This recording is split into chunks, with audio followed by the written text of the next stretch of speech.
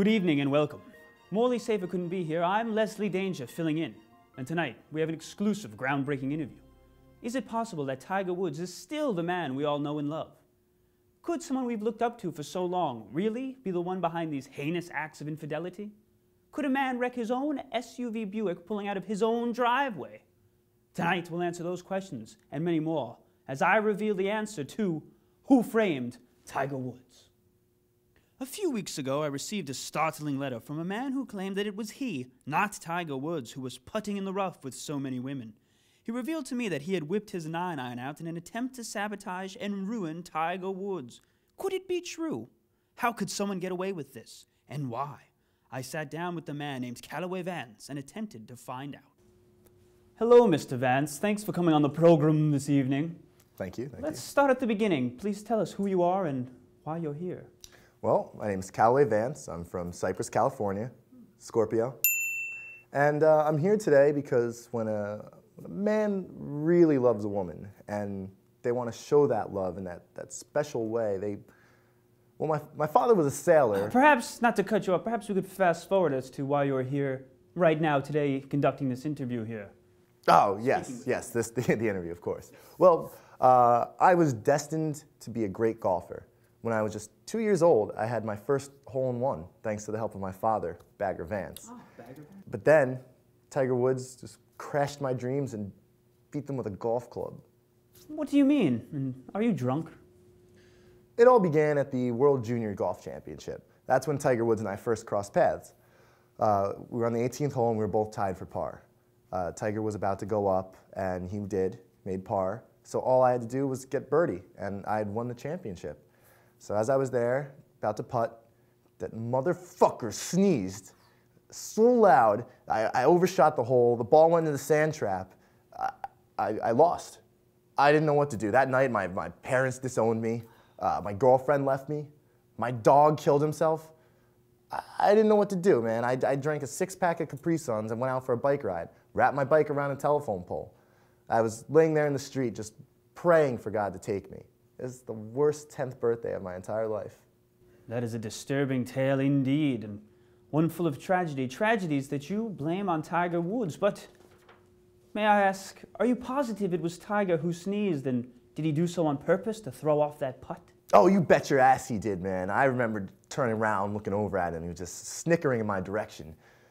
I was so mad. And as a result of that bicycle accident, I had a crippling hand injury that didn't allow me to play golf ever again.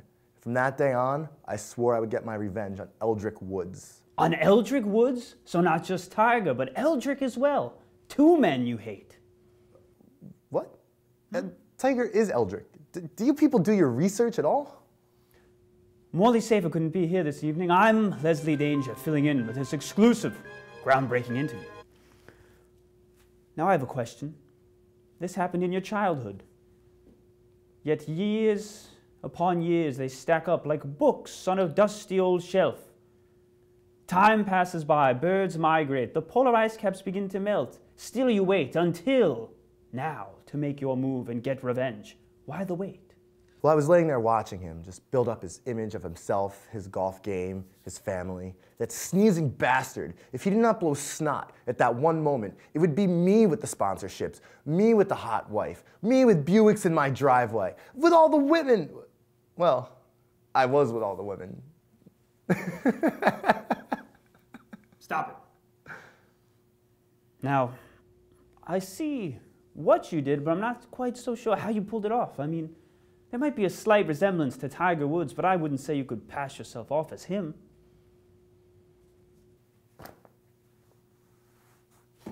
Tiger Woods! I can't believe you just dropped in the studio. I was just conducting an interview with someone who's out to ruin me. My God. Now it all makes sense. I see that you have the looks, but did you have a plan? Yes. Well, I was at home watching the Lifetime Network, as I often do on Saturday nights. Oh, that's sad. And I came across this flick where an enraged wife murders her adulterous husband. And then it hit me. Rob a casino and pose as Tiger Woods. How did you get that idea from that movie? Well, actually, I think what happened was I fell asleep about halfway through the movie, and when I woke up, Ocean's 11 was playing.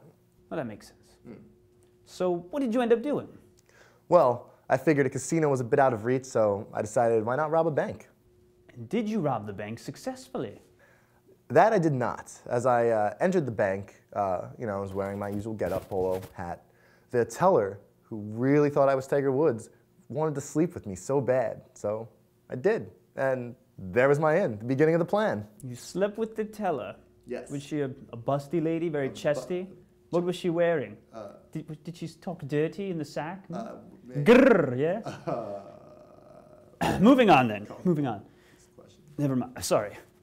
So this was the first time that you had slept with a young lady claiming to be Tiger Woods, eh? Yes, but not the last. At the peak of my popularity, I was swimming up to my neck in vajayjay, man. All I had to do was throw on the hat and the polo and just carry some wood. Ingenious. So Tiger was actually at home being a faithful husband and a good father, while you were out gallivanting around claiming to be him with all these women. That's right. What happened next? Well, then I had to get to the meat of my plan. I simply had to sneak into the clubhouse at the JB Ware Championships that he was playing in and simply switch my cell phone for his cell phone. I knew full well he would start to get all my booty calls, my sex messages, and they were going to be bad, man, because, let's face it, I did some nasty stuff with these girls. I'm talking the dirty. I hear It's the dirty, man. Give those broads, give those whores the dirty. Yes.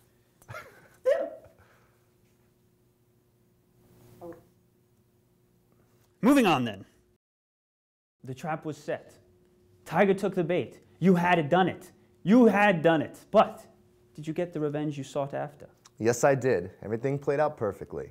His wife found out, the media found out, his life was ruined. But what did you gain out of this experience? What did you walk away with from all of this? That would have to be herpes. That shit is forever. So 2 final questions for you. You could have pulled this off, no one would have known. Why come clean, and what's next for Callaway Vance? Well, I came clean because the damage was done. Tiger's life was ruined. I got what I needed out of it. And I would just simply move on. He can pick up the pieces of his life, and we'll go our separate ways. As for what's next for me, I've got my eyes set on another celebrity. After the incident with the bike, I picked up my first guitar, very interested in becoming a musician. So I moved out to New York City to play in Battle of the Bands. It was my first time ever being on stage doing a solo. And in the middle of the solo, this other musician in the audience, Leonard Albert, he coughed, like nasty cough, startled me, tripped, fell off the stage, broke my guitar, laughed right out of the bar. From that day forward, I swore I would get my revenge on Lenny Kravitz. Lenny Kravitz, you say? Are you gonna go my way? This interview is over. I immediately left the interview and came here to do this quick wrap-up. I was scared for my life. Would this disturbed young man come after me and try to ruin my reputation next? Would this sinister individual with a keen ability to imitate people ruin my life? Can herpes be transferred via high five? God, I hope not. But at least I left with some answers. I now knew that Tiger Woods was indeed framed by Callaway Vance, a man worth his own weight in Gatorade. Hopefully now we'll get that sponsor returned, as well as Pepsi and Accenture. I hope that this expose sheds some light in helping Tiger pick up the pieces and rebuild his reputation, proving that he is the world's greatest golfer. Morley Safer couldn't be here this evening. I'm Leslie Danger, filling in. Tune in next week when we put out another production about 3 months later than it should be, and we hope you enjoy it. Good evening, or good afternoon, or good morning, depending what time it is you clicked on this video. I'm Leslie Danger, signing off.